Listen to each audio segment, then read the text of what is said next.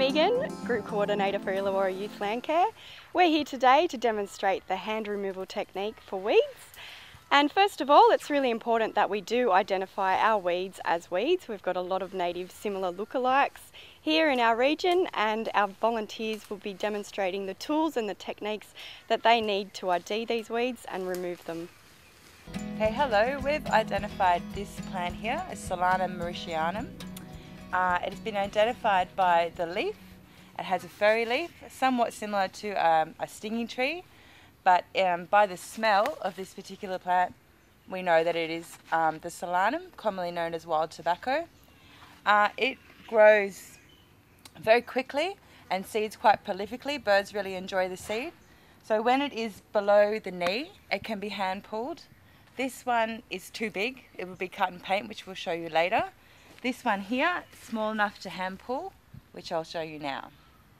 Okay, so now I'm going to demonstrate hand pulling the Solanum. Before I do, I'll let you know I have a trowel here with me, just to help loosen the roots from the soil underneath. I'm also using a kneeling pad, and I've removed any kind of rocks and things from around the area that might make it unstable for me. So being aware of your posture is important when you're hand pulling a weed. I'll have a go and see if we need the trowel first. And this one's so small we didn't need the trowel. Okay, now the plant's out of the ground, I'm just going to put the leaf litter back where it was and place the plant on the ground. The plant we're going to remove now is Inkweed. You can recognise it by the fleshy leaves. It also has a purple stem sometimes, and also a purple seed head once it's mature, hence its name Inkweed. It's hand pullable, but sometimes it's difficult to remove because it has a taproot which can snap really easily. So we'll use a trowel. So we just find the base of the stem. You might have to move some of the leaf litter away, which we'll put back later. And lever the base up with the trowel.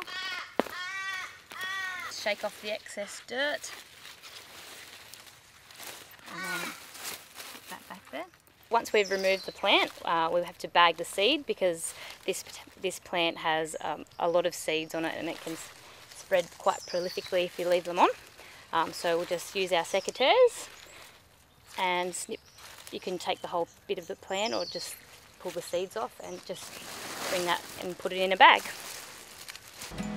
Alright, so today we're going to be demonstrating some weeding of the Asparagus Fern. The Asparagus Fern, which is this plant here, it tends to inhabit disturbed sites, particularly in dune and coastal systems. It gets here by a number of ways. It can come down watercourses, but also when it's in fruit it has bright red berries that birds love, and they can distribute as well.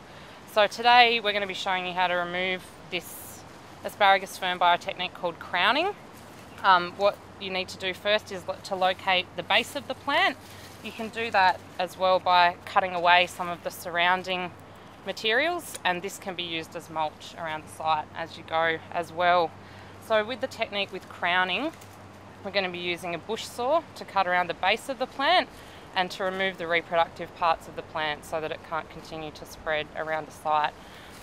So what we want to do is, as I said, find the base, try and keep disturbance as minimal as possible while you're doing this, and we're just going to cut around the base of the plant.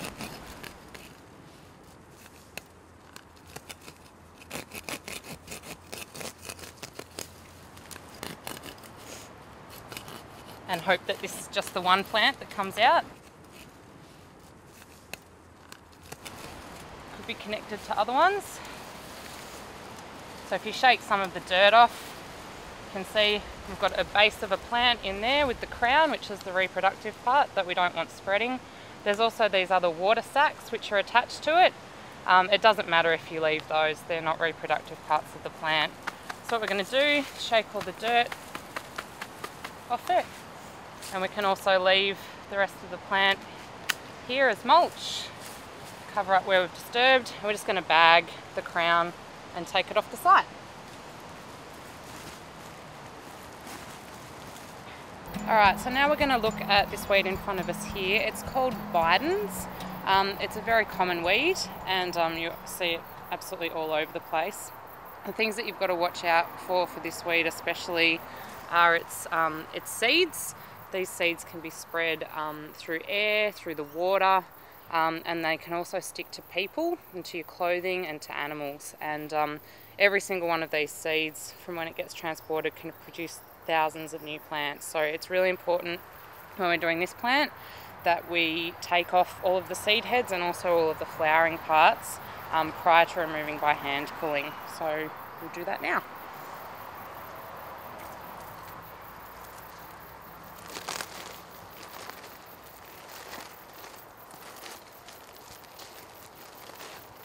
Alright, so this is the Bidens, and now we're going to demonstrate the hand pulling technique.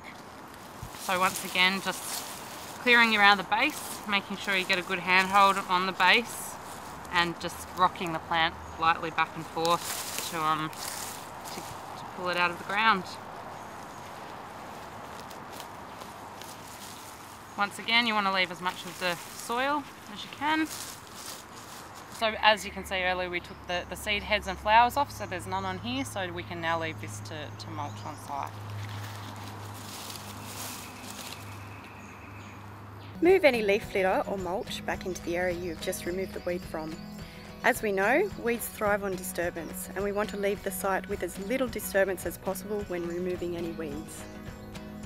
Before removing the plant from the soil, you want to remove any seeding or flowering parts of the plant from site, so you are working towards depleting the seed cycle and eliminating the risk of further spread.